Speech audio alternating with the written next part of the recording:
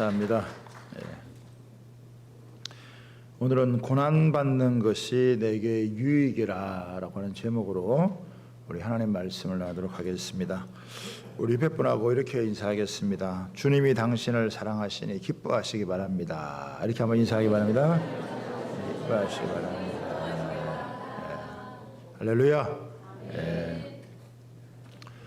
전도서 7장 14절에 보면은 형통한 날에는 기뻐하고 곤고한 날에는 되돌아보아라. 이 두 가지를 하나님이 병행하게 하사 사람이 능히 그 장래일을 능히 헤아리지 못하게 하셨느니라 라고 하셨습니다. 다윗처럼 훌륭한 신앙을 가진 왕도 자기 속에 그렇게 무서운 악이 도사리고 있었다는 것을 몰랐습니다. 한순간에 정욕에 사로잡혀 가지고 간음죄도 짓고 살인죄를 짓게 되어서 큰 고통을 여러분 겪게 되었습니다. 그러므로 우리는 이 다윗을 묵상하면서 하나 얻을 수 있는 중요한 교훈이 무엇이냐면 항상 근신하고 깨어 있어야 된다는 것입니다. 우리 몇 분 하고 한번 인사하겠습니다. 항상 근신하고 깨어 있읍시다.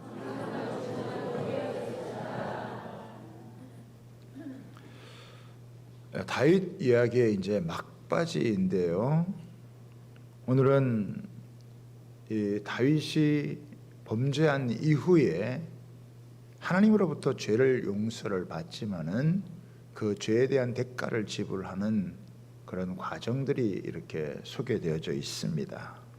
그래서 다윗의 아들 압살롬이 반란을 일으키자 다윗과 신하들이 예루살렘을 떠나서 광야로 지금 피신을 가는 그런 사건이 오늘 본문의 내용 중에 하나입니다.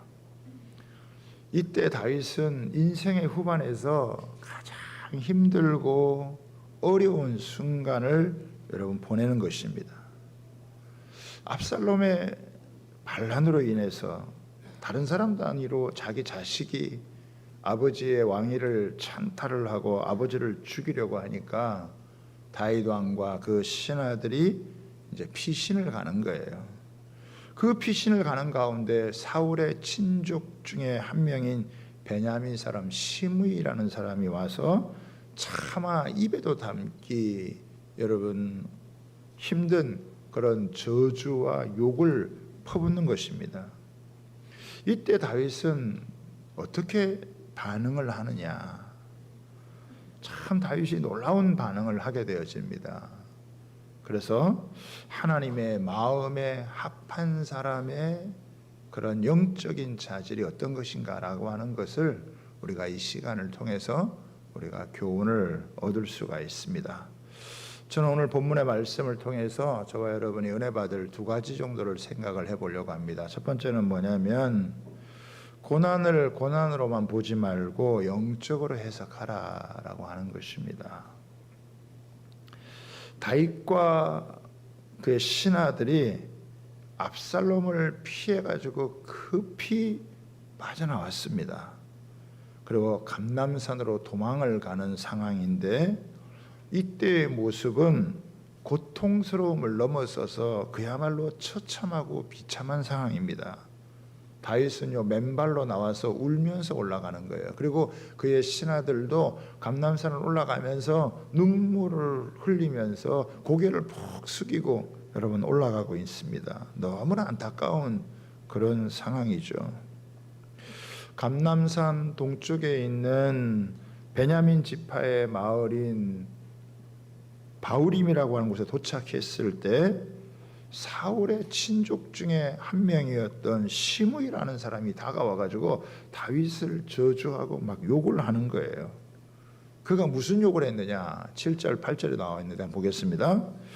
피를 흘린 자여 사악한 자여 가거라 가거라 사울의 족속의 모든 피를 여호와께서 내게로 돌리셨도다. 그를 이어서 내가 왕이 되었으나 여호와께서 나라를 내 아들 압살롬의 손에 넘기셨도다. 보라, 너는 피를 흘린 자이므로 화를 자초하였느니라. 시므이가 다윗을 가리켜서 이제 한 욕이고 저주인데요. 여기 보면은 피 흘린 자라고 나오잖아요. 이 피 흘린 자는 뭐냐면 피에 굶주린 살인자라는 의미고, 사악한 자라는 말은 벨리알의 사람, 즉 멸망의 사람이요 지옥에서 온 악마 같은 자라는 것을 말하는 것입니다.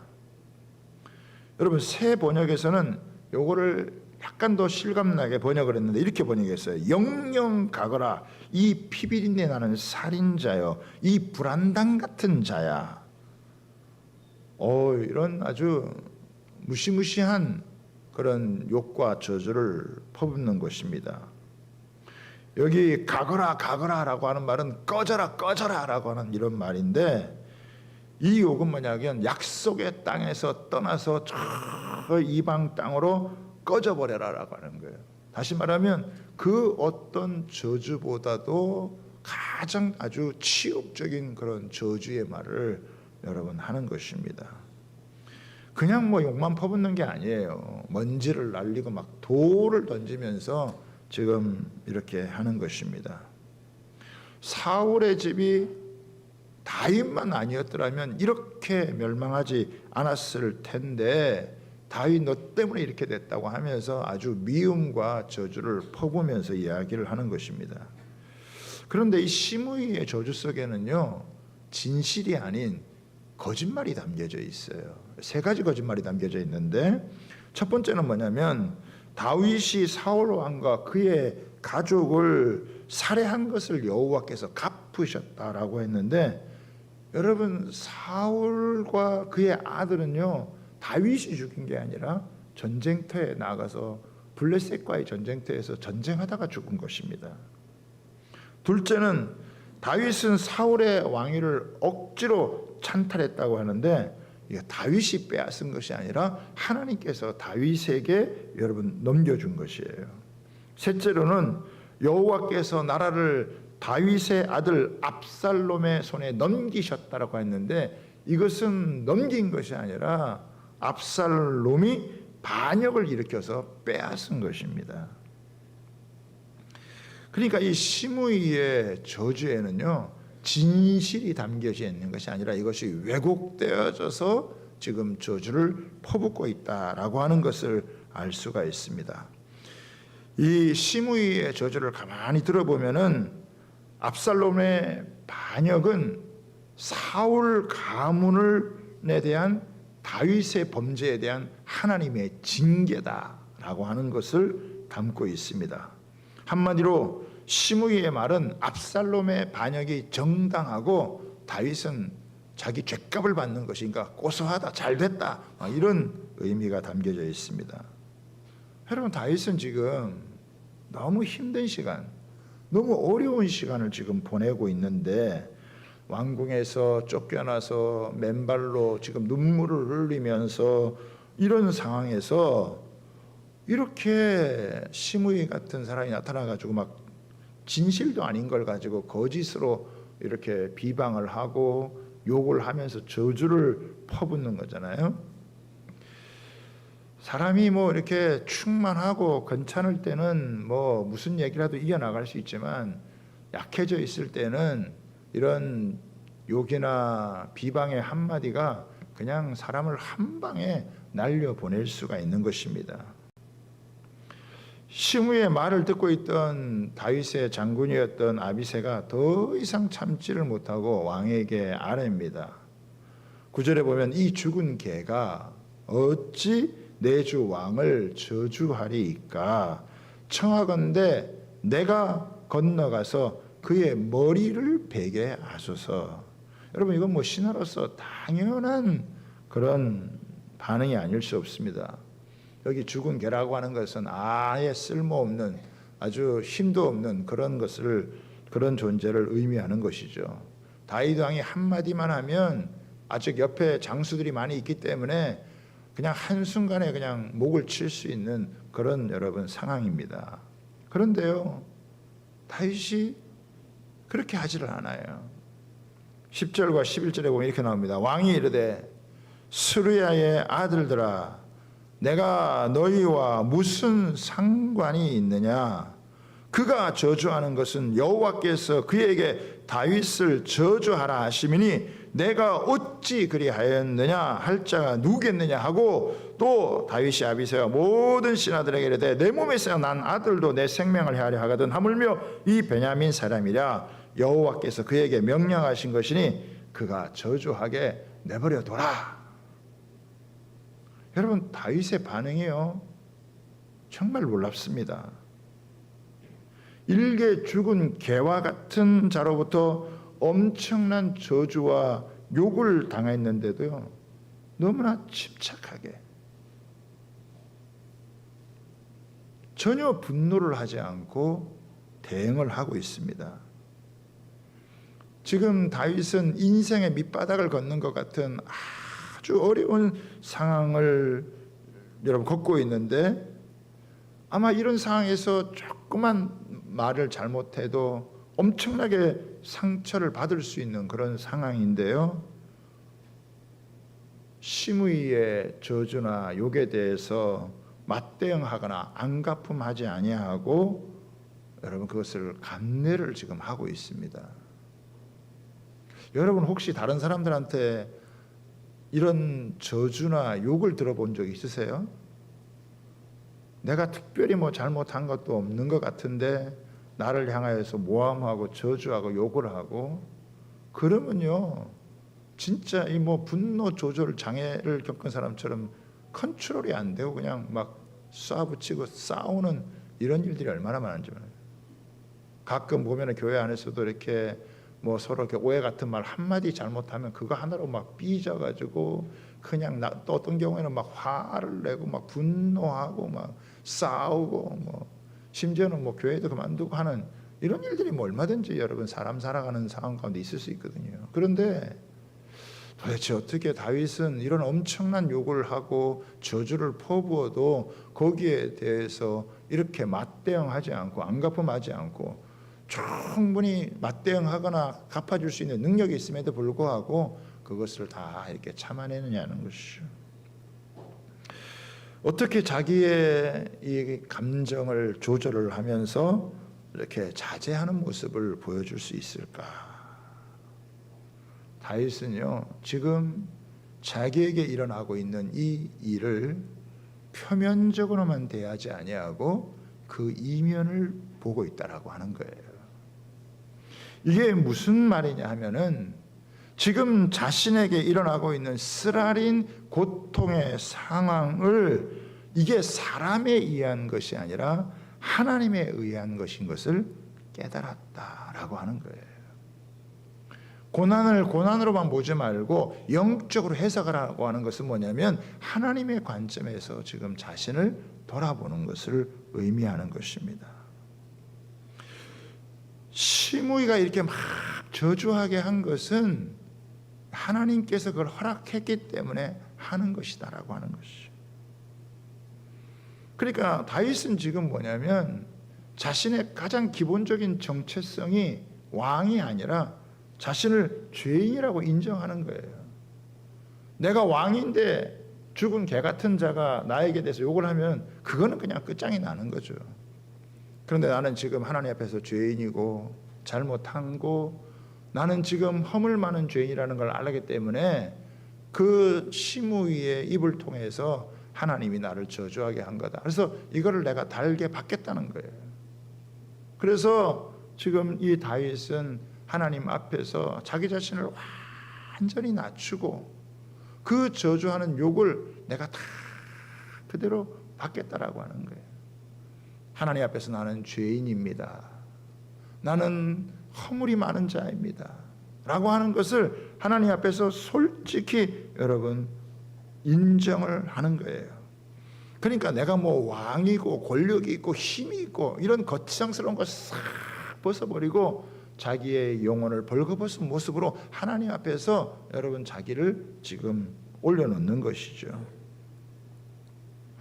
그러면서 내 아들도 내가 싫어서 나를 대적하여 반역해서 일어났는데 원래 나하고 뭐 관계가 좋지 않은 사람이 나에 대해서 욕을 한다고 하는 것을 뭐 그게 대수겠느냐라고 이야기를 하는 것입니다.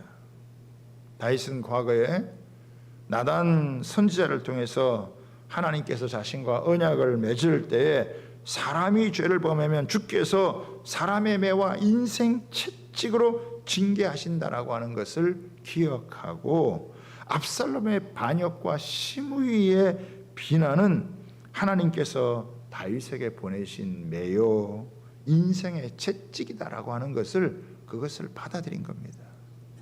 이게 고난을 고통을 자기에게 닥친 이 엄청난 환난을 영적으로 여러분 해석을 여러분 하는 거예요. 그걸 인간적으로 바라보면은 도저히 참을 수 없는 것이지만 사람의 입을 통해서 하나님이 나를 책망하시는 거다. 내가 이거 달게 받겠다. 이런 마음을 가지고 여러분 머리를 숙인 것이죠. 이것은 정말 다윗이 하나님 앞에서 철저하게 자기 자신을 여러분 낮추는 것입니다.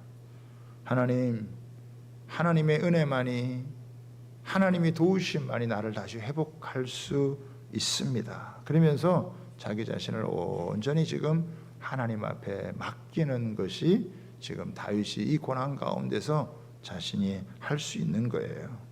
그래서 밧세바를 탐하고 또 그녀의 남편인 우리아를 죽일 때 가졌던 이 다윗의 완악한 그런 모습에서 이제 돌아서서 자기의 죄를 인정하고 이제는 하나님의 마음에 합한 자로서의 다윗의 모습으로 지금 돌아서는 것을, 지금 돌아온 것을 지금 여러분 의미하는 것입니다.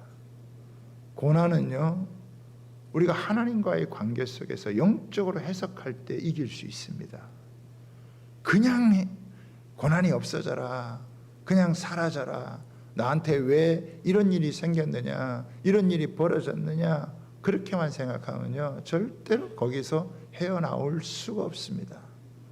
하나님 앞에서 자신을 돌아보고 자신을 겸손히 낮출 때 그 고난을 통해서 일하시는 하나님의 위대한 손길을 경험할 수 있는 줄 여러분 믿으시기를 바랍니다. 두 번째는 뭐냐? 징계 뒤에 회복을 허락하실 하나님께 소망을 여러분 두었다는 것입니다. 거기에 소망을 두는 거예요. 여러분, 사람이 받는 고통과 그 시련이 그 사람 때문에 받는 것이라고 해도 힘든데 이것이 하나님께로부터 받는 거라고 한다면 사람 속에는요 얼마나 많은 두려움과 불안한 모습이 있겠습니까? 이 세상에는 하나님의 손길을 피해서 도망갈 수 있는 사람이 아무도 여러분 없습니다. 그러나 역설적이게도 이 어려움이 하나님께서 주시는 징계이므로 여기에 사람들에게 소망이 있다라고 하는 것입니다. 왜냐하면 하나님의 징계는요 인간의 죄악과 연약함을 고치기 위한 하나님의 치료의 손길이기 때문에 그렇다라고 하는 것입니다. 신명기 8장 5절입니다. 너는 사람이 그 아들을 징계함 같이 내 하나님 아버지께서 너를 징계하시는 줄 마음에 생각하고. 히브리서 12장 6절 8절에 보면은 주께서 그 사랑하는 자를 징계하시고 그가 받아들이시는 아들마다 채찍질 하심이라 하였으니 너희가 참으면 징계를 받기 위함이라. 하나님이 아들과 같이 너희를 대우하시나니 어찌 아버지가 징계하지 않는 아들이 있으리요. 징계는 다 받는 것이거늘 너희에게 없으면 사생자요 친아들이 아니니라. 그러니까 부모는 자기 자식에 대해서 근실하게 징계를 하는 거예요. 그래서 그 자식을 바로 여러분 세우는 거예요. 어제 우리 학교 교사하고 있는 우리 집사님하고 잠깐 얘기를 하다가 요즘 교사들이 참 어려운 게 뭐냐면은 아이들을 징계하기 어렵다 이거예요. 아이들이 잘못하고 삐딱하게 나가면은 선생님으로서 너 그렇게 하면 안 된다, 때로는 야단도 칠 수 있고 때로는 뭐 해처리도 들 수 있는데 요즘은 뭐 그런 상황이 아니라는 거예요. 괜히 부모가 잘못 얘기했다고는 아동 폭력이 되어지고 괜히 매를 들었다라고 하는 건 뭐 고발을 당해가지고 선생님이 선생님으로서 역할을 할 수가 없는 게 참 안타까운 일 아닙니까? 예전에는 좀 험악하긴 했지만 선생님들이 애정이 있어가지고 애들 때리고 뭐 야단을 쳐도 부모들이 그것을요 뭐 고발하거나 그런 사람이 없었어요. 오히려 자식이 부모 선생님 말 안 들어가지고 잘못되는 것에서 안타까워야지. 근데 요즘은 뭐 선생님을 선생님 취급하지 않는 거예요. 그래서 조금만 뭐라 그러고 뭐 피해 간다 그러면 뭐 대번에 뭐 고발해 버리고 그러니까 뭐 징계할 그게 없죠. 그냥 뭐 네 알아서 해라 그냥 뭐 슬슬 그냥 뭐 이렇게 있다가 그냥 뭐 야단도 안 치고 그렇게 그냥 뭐 하다가 괜히 잘못 건드렸다면 큰일 나니까 어려워진 겁니다, 세상이. 그런데 하나님은 그 자녀들을 근실하게 징계를 해서 그를 바르게 여러분 세우는 거예요. 하나님은 다윗이 간음죄에 빠지고 살인죄에 빠져서 원수에게 크게 비방할 거리를 주었고 그것으로 인해서 집안에 재앙이 일어나고 가족들끼리 다툼하게 되어지는 이런 일이 있을 거라는 말씀을 들었고 그것을 감수하는 것입니다. 죄는 용서받았지만 이 죄가 얼마나 무섭게 자신의 가정과 집안을 또 나라를 파괴할 것인지를 갖다가 똑똑하게 여러분 목도를 여러분 하게 되어지는 것이죠. 그래서 시므이가 멈추지 않고 이렇게 계속해서 먼지를 날리고 돌을 던지면서 저주를 해도 그것을 막지 아니하고 그것을 다 여러분 받아들이는 거예요. 이것은 다윗이 달라졌기 때문에 그렇다는 거예요. 다윗의 상황은 전혀 달라지지 않았어요. 그런데 다윗의 마음이 달라졌어요. 다윗의 마음이 하나님께로 돌아온 거예요. 그래서 자기를 저주하고 욕하는 자를 향하여서 징계하고 죽이려고 하지 않고 하나님이 시킨 것인가 내버려 두라고 하면서 그것을 다 받아들이는 거예요. 그러면서 대신 뭘 하느냐? 12절에 보겠습니다. 12절 같이 한번 읽습니다. 시작.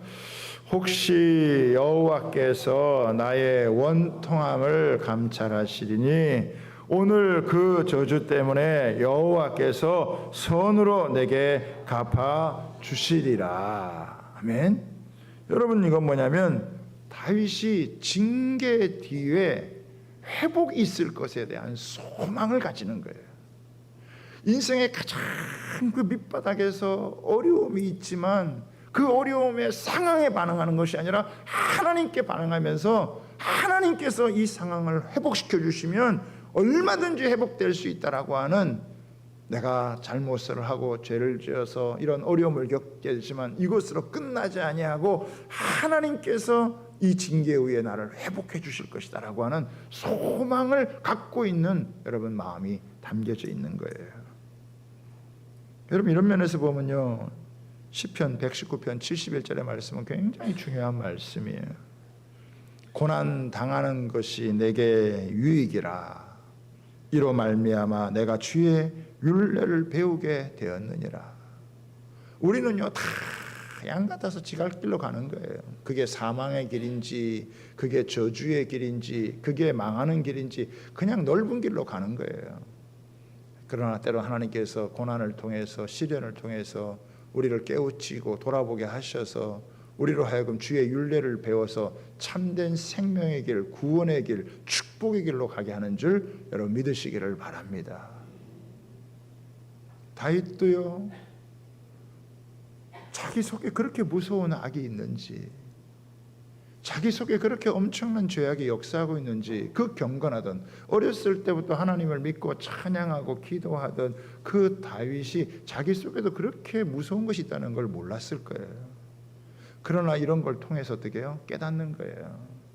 아이고 내가 죄를 안 져야지, 내가 이런 잘못을 하지 말아야지, 그렇게 결심을 해가지고 죄를 이기고 유혹을 이길 수만 있다면 얼마나 좋겠습니까? 죄는 그런 게 아니에요. 사람이 감당을 못해요. 사람이 이기지를 못해요. 사람이 스스로 해결을 하지를 못합니다. 하나님께서 우리 속에, 영혼 속에 깊이 박혀져 있는 이 죄악을, 이 어둠을 어떻게 해요? 영적인 수술을 통해서 뽑아내는 거예요. 때로는 눈물을 흘리면서 고통의 시간을 보내고 아픔의 시간을 보내지만은 그 고통과 아픔의 시간을 통해서 자기 속에 깊이 박혀져 있는 자기의 자중심적인 이런 것들이 하나하나 여러분 해체가 되고 빠져나오면서 하나님 중심으로 변화되고 달라지고 새로워지는 줄 믿으시기를 바랍니다. 다윗은 그걸 알았어요. 그래서 하나님 앞에서 하나님 이것으로 이것이 징계구나. 징벌이 아니라 징계구나. 징벌은요 그냥 그것을 때리고 여러분 거기에 심판하고 끝나는 게 징벌이에요. 그러나 징계는요 때리고 그 다음에 치유하고 회복해서 더 놀라운 모습으로 세워가시는 것이 징계인 줄 믿으시기를 바랍니다. 그래서 가장 인생의 밑바닥에서 하나님이 나를 회복할 것에 대한 소망을 품고 가는 거예요. 나의 원통함을 감찰하시오리. 그 저주 때문에 여호와께서 선으로 내게 갚아 주시리라. 할렐루야. 이게요 다윗이 그 어려운 시절, 가장 비참하고 괴롭고 원통하던 시절에 진짜 바닥을 치면서 회복의 여러분 이 은혜를 여러분 갖게 되어진 것입니다. 이런 마음을 가진 사람, 이런 신앙의 태도를 가진 사람들은요 반드시 여러분 회복되게 되어져 있어요. 그냥 뭐 어렵고 힘든 것이 지나가기를 바라고 그냥 뭐 어떻게 빨리 이것이 세월이 지나가서 괜찮아지길 바라는 그건요 별 변화가 없는 거예요. 그런데 하나님 앞에서 자신을 돌아보고 살피고 사람의 입을 통해서 오히려 하나님께서 나에게 하시는 말씀인 걸 달게 받고 자신을 낮추고 그리고 하나님께서 나를 회복시켜 주기를 소망하는 마음을 가지고 나아갈 때 하나님께서 다윗을 다시 세우셔서 놀랍게 그의 인생을 마무리할 수 있도록 축복하신 줄 여러분 믿으시기를 바랍니다. 사람이요 병에 걸리면은 치료를 받아야 되고 그 증세가 위중하면 수술까지 받아야 여러분 되듯이 죄에 대한 연약한 우리도요 하나님의 징계를 어쩔 수 없이 받을 수밖에 없습니다. 왜냐하면 이 징계는 하나님께서 하나님의 백성들을 세우기 위한 여러분 치료의 손길이기 때문입니다. 환자가 치료를 받으려면요 어지간히 해서는 안 돼요. 제대로 치유를 해야 돼요. 수술을 하다가 뭐 조금 이렇게 건들고 마는 게 아니잖아요. 완전히 그냥 짤 건 째고 제거할 건 제거하고 그러면서 큰 고통 가운데 거한다 할지라도 그거를 해결해야 치유와 회복이 일어나는 거예요. 적당히 하게 되면 어떻게 해요? 나중에 더 큰 병이 생기게 되어지는 거죠. 하나님은 다윗으로 하여금 이런 죄가 얼마나 무서운지를 처절하게 깨닫게 하심으로 그것을 도려내게 하시고 그래서 하나님의 의만을 붙들고 다시 회복되게 하셨다라고 하는 것입니다. 그래서 하나님의 선하신 뜻에 자신을 맡기며 가장 인생의 밑바닥에서 그 어려운 순간에도 하나님을 의지하며 나아가게 할 때 하나님께서 다윗을 세우시고 다시 놀랍게 회복을 시키셨습니다. 사람에게 분노하거나 상황에 여러분 화를 내지 아니하고 하나님 앞에 자신을 돌아보고 살핌으로 하나님께 소망을 두었을 때 하나님께서 그 소원대로 다윗을 더 놀랍게 회복시키셔서 위대한 믿음의 사람으로 세우신 줄 믿으시기를 바랍니다. 우리 하나님 말씀 한 곳만 살펴보고 오늘 마무리하도록 하겠습니다. 로마서 우리 5장을 한번 보도록 하겠습니다. 로마서 5장 3절 말씀을 한번 보도록 하겠습니다.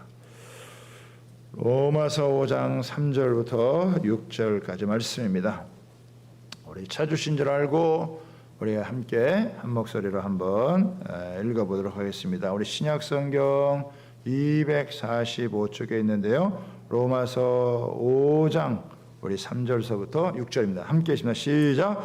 다만 이뿐 아니라 우리가 환난 중에도 즐거워하나니 이 환난은 인내를, 인내는 연단을, 연단은 소망을 이루는 줄 알미로다. 소망이 우리를 부끄럽게 하지 아니함은 우리에게 주신 성령으로 말미암아 하나님의 사랑이 우리 마음에 부은 바 됨이니 우리가 아직 연약할 때에 기약대로 그리스도께서 경건치 않은 자를 위하여 죽으셨도다. 아멘.